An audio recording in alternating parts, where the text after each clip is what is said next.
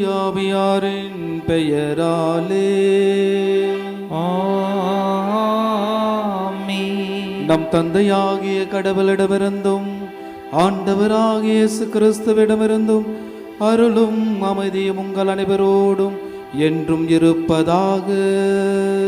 உம்மான்மாவோடும் இருப்பதாக. சகோதர சகோதரிகளே, தூய மறு நிகழ்வுகளை கொண்டாட நாம் தகுதி பெறுபொருட்டு நப்பாவங்கள், குற்றங்கள், பலவீனங்கள், ஊனியல்புகள், புற வாழ்க்கைக்காக மனவருந்தி ஆண்டவரிடத்தில் நாம் மன்னிப்பு வேண்டுவோம்.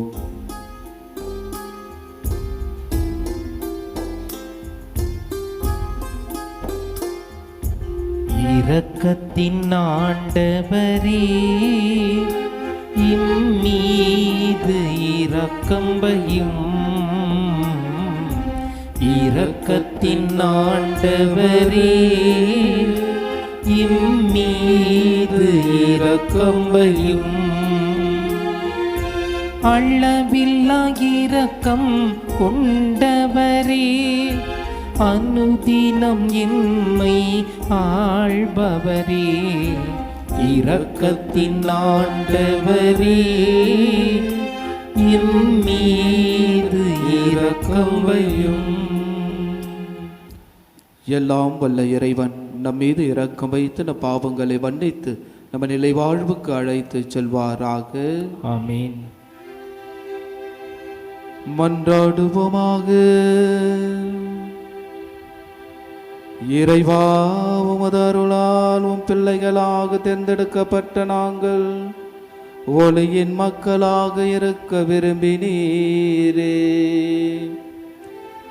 அதனால் நாங்கள் தவறு என்னும் இருளில் சிக்கிக் கொள்ளாமல் உண்மையின் பேருளியில் என்றும் சிறந்த விளங்க அருள் புரிவீராக.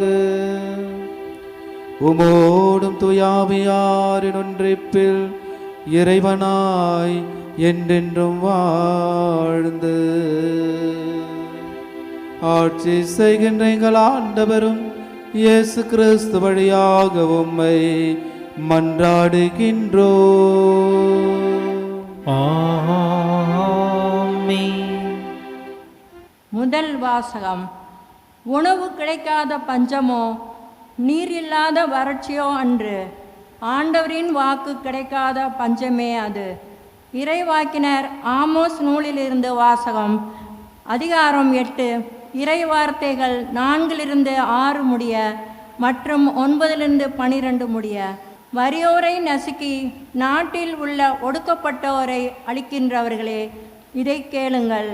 நாம் தானியங்களை விற்பதற்கு அமாவாசை எப்பொழுது முடியும்? கோதுமையை நல்ல விலைக்கு விற்பதற்கு ஓய்வு நாள் எப்பொழுது முடியும்? மரக்காலை சிறியதாக்கி எடைக்கல்லை கனமாக்கி கள்ளத்தராசினால் மோசடி செய்யலாம். வெள்ளி காசுக்கு ஏழைகளையும் 2 காலணிக்கு வறியோரையும் வாங்கலாம். கோதுமை பதர்களையும் இருக்கலாம் என்று நீங்கள் திட்டமிடுகிறீர்கள் அல்லவா? தலைவராகிய ஆண்டவர் கூறுகின்றார், அந்நாளில் நண்பகலில் கதிரவனை மறையச் செய்து பட்ட பகலில் உலகை இருள் சூழ செய்வேன். உங்கள் திருவிழாக்களை அழுகையாகவும் பாடல்களை எல்லாம் புலம்பலாகவும் மாற்றுவேன். எல்லாரும் இடுப்பில் சாக்கு உடை உடுத்தவும் அனைவரின் தலையும் அழிக்கப்படவும் செய்வேன். ஒரே பிள்ளையை பறிகொடுத்தோர் புலம்புவது போல நீங்களும் புலம்புமாறு செய்வேன். அதன் முடிவு கசப்பு மிக்க நாளாய் இருக்கும். தலைவராகிய ஆண்டவர் கூறுகின்றார், இதோ நாள்கள் வரப்போகின்றன. அப்போது நாட்டினுள் பஞ்சத்தை அனுப்புவேன். அது உணவு கிடைக்காத பஞ்சமோ நீரில்லாத வறட்சியோ அன்று, ஆண்டவரின் வாக்கு கிடைக்காத பஞ்சமே அது. ஒரு கடல் முதல் மறு கடல் வரை, வடதிசை முதல் கீழ்த்திசை வரை தேடி சென்று அங்கும் இங்கும் தள்ளாடி அலைந்து ஆண்டவரின் வாக்கை தேடுவார்கள், ஆனால் அதை கண்டடைய மாட்டார்கள். ஆண்டவர் வழங்கும் அருள்வாக்கு. இறைவனுக்கு நன்றி. திருப்பாடல் 119. மனிதர் அப்பத்தினால் மட்டுமல்ல, கடவுளின் சொல்லாலும் உயிர் வாழ்வர்.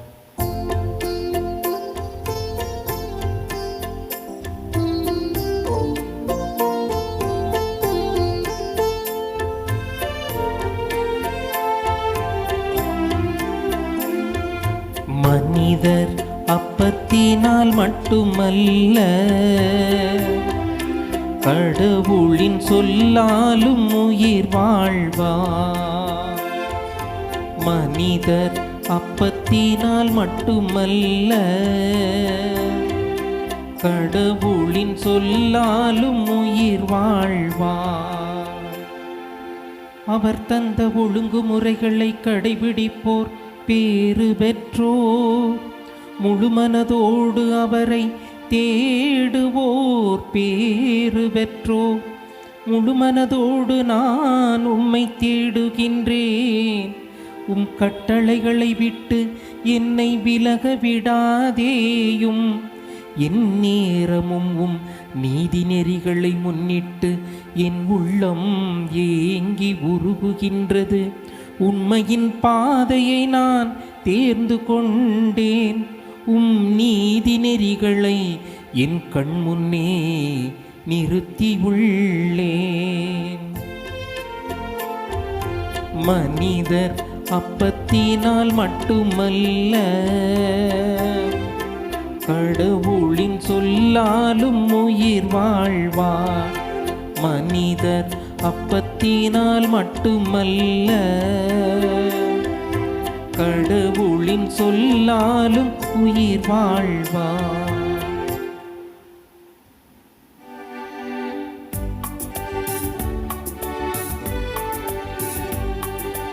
அல்லேலூயா, அல்லேலூயா, அல்லேலூயா, அல்லேலூயா, அல்லேலூயா, அல்லேலூயா, அல்லேலூயா, அல்லேலூயா.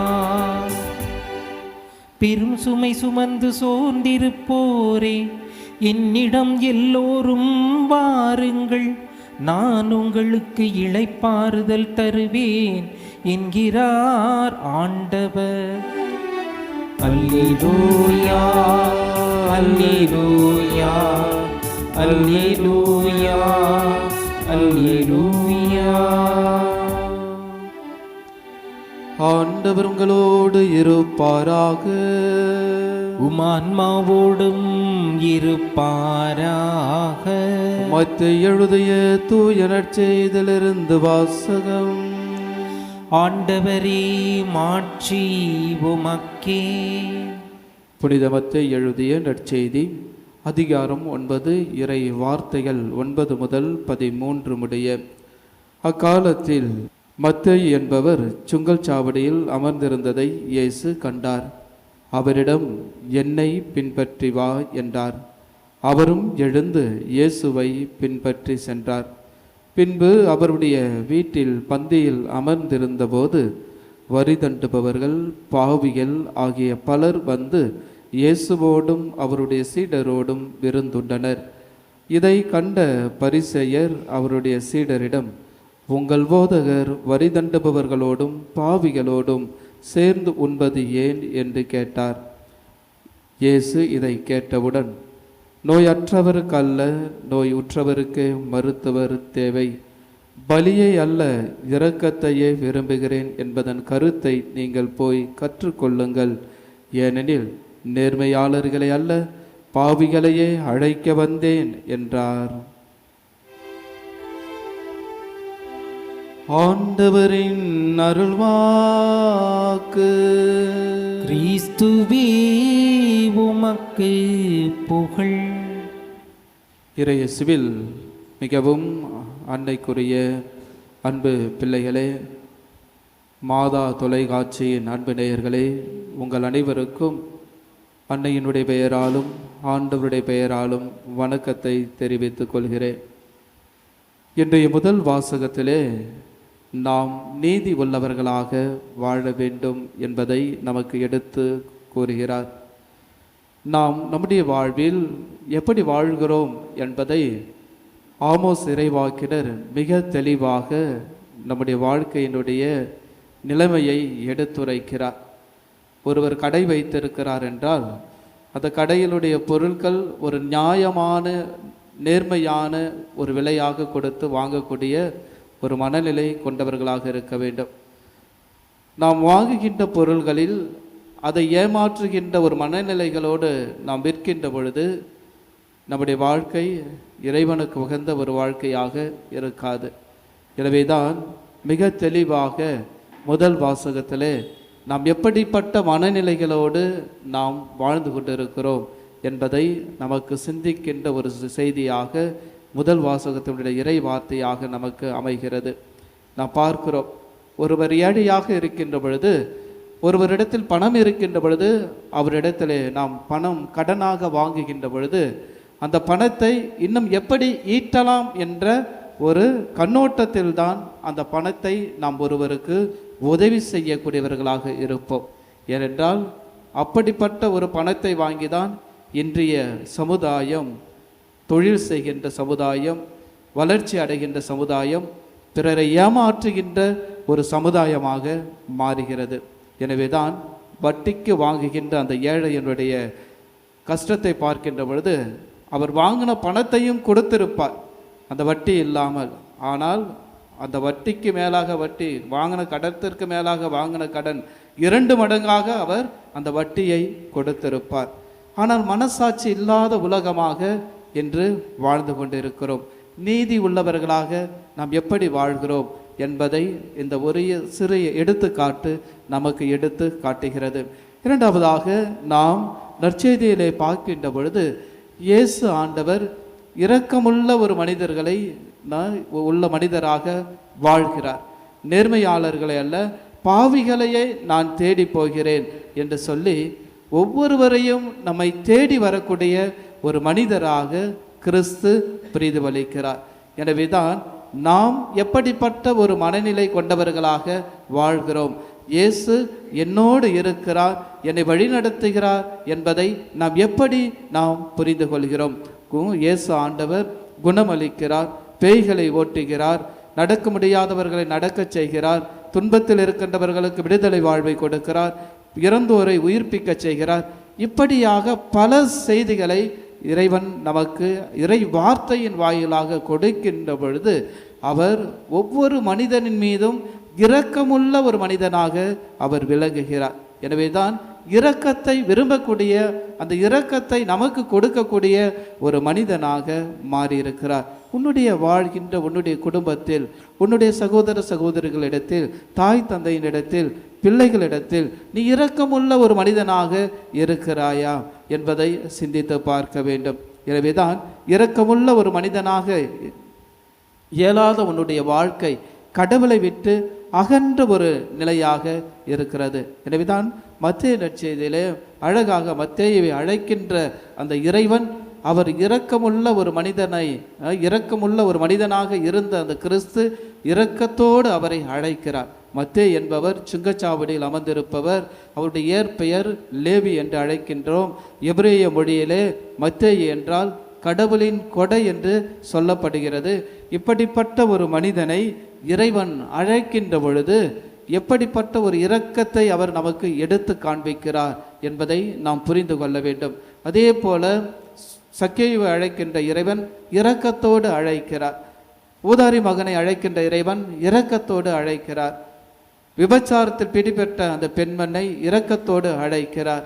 இப்படியாக நாம் நற்செய்திகளில் பல இடங்களில் இறைவன் இரக்கமுள்ள ஒரு மனித உள்ளத்தை நமக்கு எடுத்து காண்பிக்கிறார்.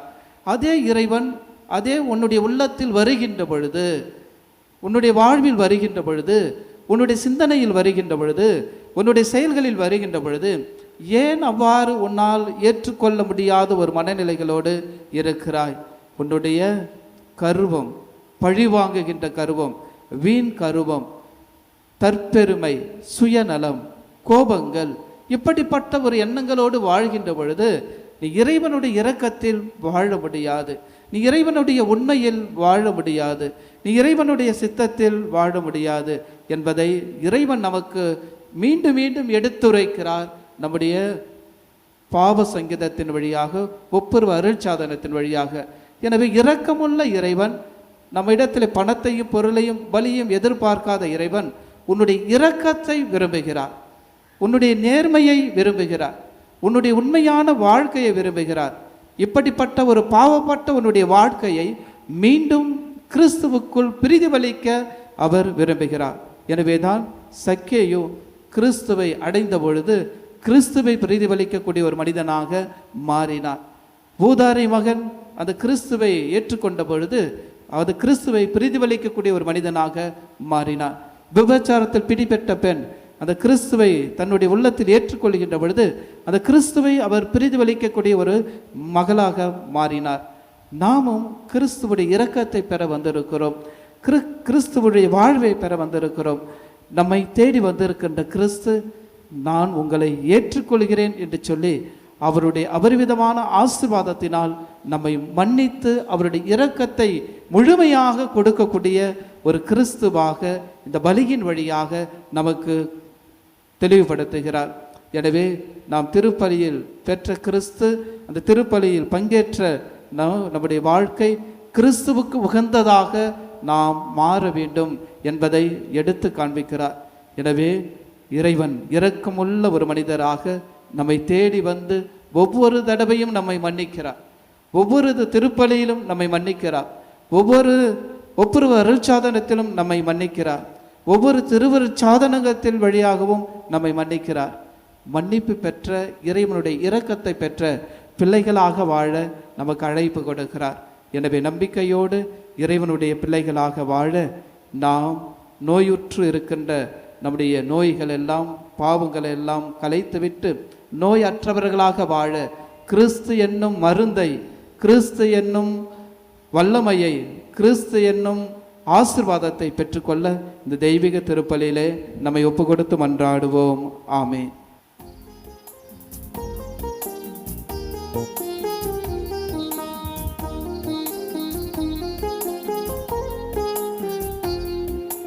பலியை அல்ல இரக்கத்தையே விரும்புகிறாய், பாவி எந்தன் உள்ளத்தையே கேட்கிறாய். தருகிறே இதோ தருகிறே, தருகிறே இதோ தருகிறே.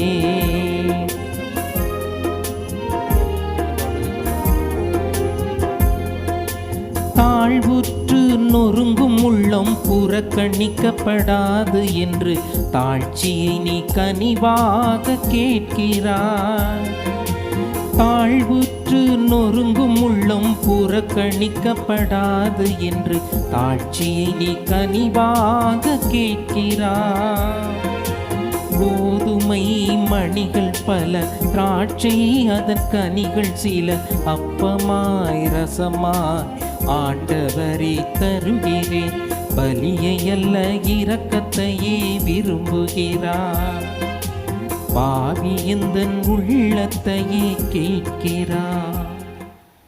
சகோதர சகோதரிகளே, என்னுடையதும் உங்களுடையதுமான இப்பலி எல்லாம் வல்ல தந்தையாகிய இறைவனுக்கு ஏற்றதாகபடி மன்றாடுங்கள். ஆண்டவர் தமது பெயரின் புகழ்ச்சிக்காகவும் ஆட்சிக்காகவும் நமது நன்மைக்காகவும் புனித திரு அவை அனைத்து நலனுக்காகவும் நமது கையில் இருந்து இப்பலியை ஏற்றுக்கொள்வாராக. இறைவா, நீரே அருள் கூர்ந்து ஏற்பாடும் செய்யும் மறை நிகழ்வுகள் எங்களுக்கு நற்பயனளிக்க உம்மை வேண்டுகின்றோ. அதனால் எங்கள் பணியின் புனித காணிக்கைகள் உமக்கு ஏற்றவையாய் என்றும் இருப்பவனவாக எங்கள் ஆண்டவராகிய கிறிஸ்து வழியாக உம்மை மன்றாடுகின்றோ.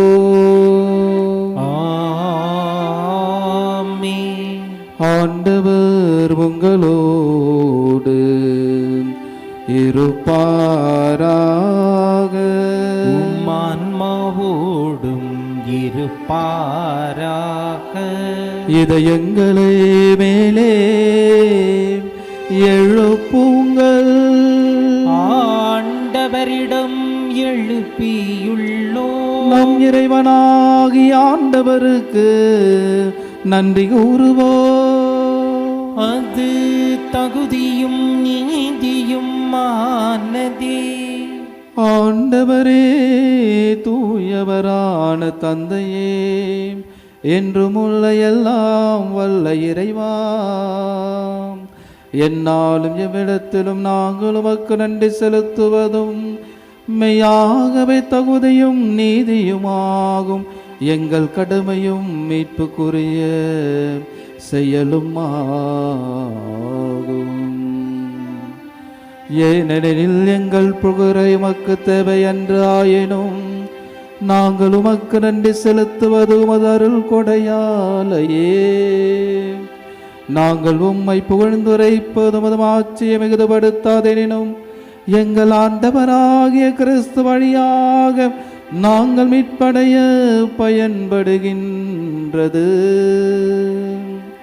ஆகவே வானதூத திரளாரோடு ஒன்று சேர்ந்து நாங்களும் உம்மை புகழ்ந்தேத்தி மகிழ்ச்சியுடன் அறிக்கையிட்டு நாங்கள் ஒரே குடும்பமாய் பாடுவதாவது: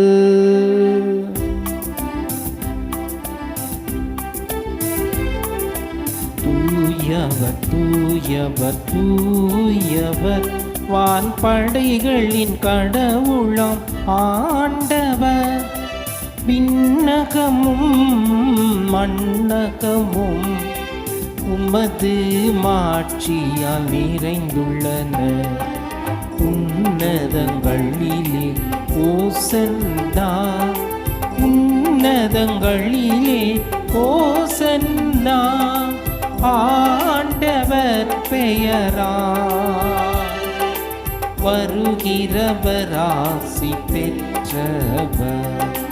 உன்னதங்களிலே ஓசன்னா, உன்னதங்களிலே ஓசன்னா. ஆண்டவரே, நீர் மெய்யாகவே தூயவர், தூய்மை அனைத்துக்கும் ஊற்று. ஆகவே உம்முடைய ஆவியை பொழிந்து இக்காணிக்கைகளை தூய்மைப்படுத்த உம்மை வேண்டுகின்றோம். இவ்வாறு எங்கள் ஆண்டவர் இயேசு கிறிஸ்துவின் உடலும் இரத்தமும் ஆக எங்களுக்கு இவை மாறுவனவாக. அவர் பாடுபட உளம் கனிந்து தம்மை கையளித்த போது அப்பத்தை எடுத்து நன்றி செலுத்தி அதை பிட்டு தம் சீடர்களுக்கு அளித்து இயேசு கூறியதாவது: அனைவரும் இதிலிருந்து பெற்று உண்ணுங்கள், ஏனெனில் இது உங்களுக்காக கையளிக்கப்படும் என் உடல்.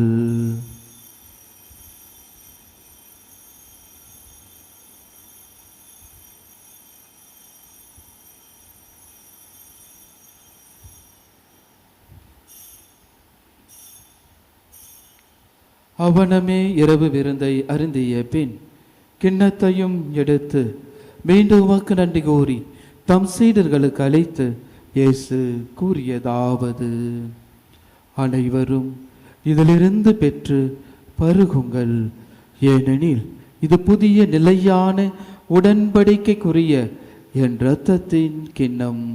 இது பாவ மன்னிப்புக்கென்றும் உங்களுக்காகவும் பலருக்காகவும் சிந்தப்படும். இதை நினைவாக செய்யுங்கள்.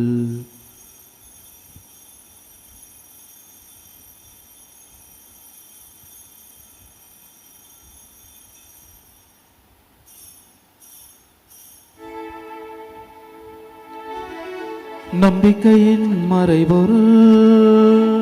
ஆண்டவரே, நீர் வருமளவும் உமது இறப்பினை அறிக்கையிடுகின்றோம், உமது உயிர்ப்பினையும் எடுத்துரைக்கின்றோம். ஆகவே ஆண்டவரே, நாங்கள் கிறிஸ்துவின் இறப்பினை உயிர்ப்பினை நினைவு கூர்ந்து வாழ்வு தரும் அப்பத்தை மீட்பளிக்கும் கிண்ணத்தை உமக்கு ஒப்புக் கொடுக்கின்றோம். உம் திருமுன் நமக்கு ஊழியம் புரிய தகுந்தவர்களை ஏற்றுக்கொண்டீர். எனவே உமக்கு நன்றி செலுத்துகிறோம். மேலும் கிறிஸ்துவின் உடலிலும் இரத்தத்திலும் பங்கு கொள்ளும் எங்களை தூய ஆவியார் கொண்டு சேர்க்க வேண்டும் என உம்மை தாழ்மையுடன் மன்றாடுகின்றோம். ஆண்டவரே, உலகெங்கும் பரவி இருக்கும் அது திரு அவையை நினைவு கூர்ந்தருளும். எங்கள் திரு தந்தை பிரான்சிஸ், எங்கள் ஆயர் மேதக ஜார்ஜ் ஆண்டகை, எல்லா திருநிலையராக அனைவரோடும் ஒரு திருவை அன்பில் நிறைவு பெற செய்தருளும். ஆண்டவரே, நாளிலே ஒப்பு கொடுத்து ஜெபிக்கின்ற அனைத்து கருத்துக்களையும் மன்றாட்டுகளையும் விண்ணப்பங்களையும் இங்கு கூட ஜெபித்து கொண்டிருக்கின்ற இப்படி பிள்ளைகளையும் குடும்பங்களையும் உடைய மாதத்தின் முதல் வெள்ளிக்கிழமையிலே இருக்கின்ற திரு இறுதி ஆண்டவருக்கு ஒப்பு கொடுத்து ஜெபிக்கின்ற இந்த பிள்ளைகளையும், அன்னை மரியாளுடைய இதயத்துக்கு ஒப்பு கொடுத்து ஜெபிக்கின்ற பிள்ளைகளையும் ஆசீர்வதித்து நல்வழிப்படுத்துவீராக. மேலும் உயிர்த்தெழும் இதை நோக்கொடுத்து கொள்ளும் எங்கள் சகோதர சகோதரிகளையும், குறிப்பாக தெய்வீக திருப்பலியில் ஒப்பு கொடுத்து ஜெபிக்கின்ற ஆன்மாக்கள், நம்முடைய குடும்பங்களில் இறந்து போன அனைத்து ஆன்மாக்கள், யாரும் இணையாத ஆத்மாக்களுக்காகவும் நாம் சிறப்பாக மன்றாடுவோம். இறந்தோர் அனைவரையும் இரக்கத்துடன் நினைவு கூர்ந்து முது திருமுக ஒளியின் உள்ளேற்றருளும். எங்கள் அனைவரும் மீதும் இரக்கமாயிரும். கடவுளின் கன்னித்தாயான புனித மரியா, அவருடைய கணவரான புனித யோசேப்பு, புனித திருத்தூதர்கள், இவ்வுலகில் உமக்கு உகந்தவராய் இருந்தோராகிய புனிதர் அனைவருடனும் நாங்கள் நிலைவாழ்வில் பங்கு கொள்ளும் தகுதி பெறுபொருட்டு திருமகன் இயேசு கிறிஸ்து வழியாக உம்மை புகழ்ந்தேத்த மரமருள உம்மை மன்றாடுகின்றோம்.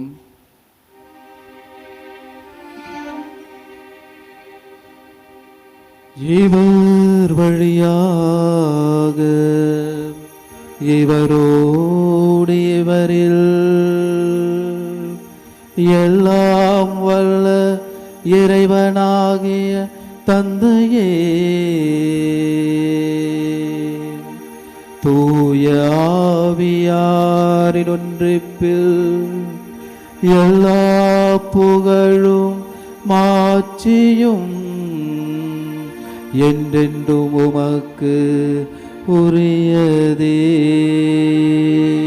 ஆமென், ஆமென், ஆமென். மீட்பரின் கட்டளையால் கற்பிக்கப்பட்டு இறை படிப்பினையால் பயிற்சி பெற்ற நாம் துணிந்து சொல்லுவோம். விண்ணுலகில் இருக்கின்ற எங்கள் தந்தையே, உமது பெயர் தூயது என போற்ற பெறுக. உமது ஆட்சி வருக. உமது திருவுளம் விண்ணுலகில் நிறைவேறுவது போல மண்ணுலகிலும் நிறைவேறுக. எங்கள் அன்றாட உணவை இன்று எங்களுக்கு தாரும். எங்களுக்கு எதிராக குற்றம் செய்வோரை நாங்கள் மன்னிப்பது போல எங்கள் குற்றங்களை மன்னியும். எங்களை சோதனைக்கு உட்படுத்தாதேயும், தீமையிலிருந்து எங்களை விடுவித்தருளும்.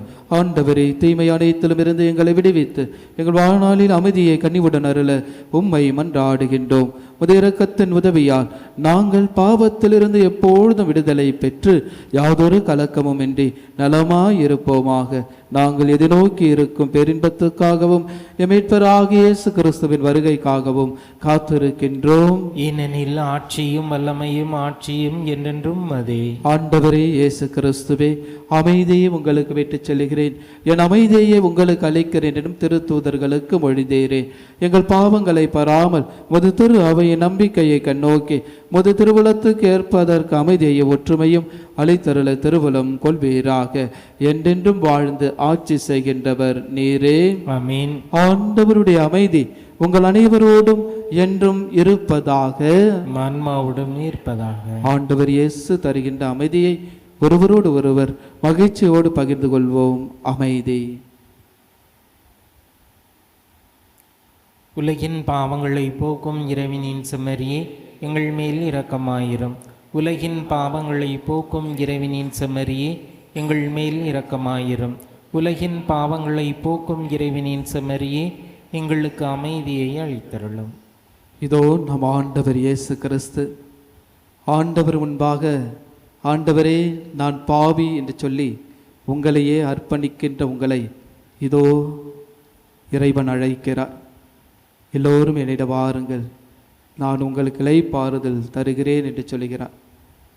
இதோ அவருடைய வார்த்தையின் வாயிலாக நம்மை அழைக்கின்ற இறைவனுக்கு உகந்தவர்களாக நாம் அழைக்கப்பட்டிருக்கிறோம்.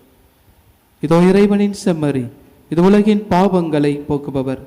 செம்மறியின் விருந்துக்கு அழைக்கப்பெற்ற நம் அனைவரும் பேறு பெற்றோர். ஆண்டவரே, நீர் என் இல்லத்தில் எழுந்தருள நான் தகுதியற்றவன். ஆனால் ஒரு வார்த்தை மட்டும் சொல்லியிருளும், எனது ஆன்மா நலமடையும்.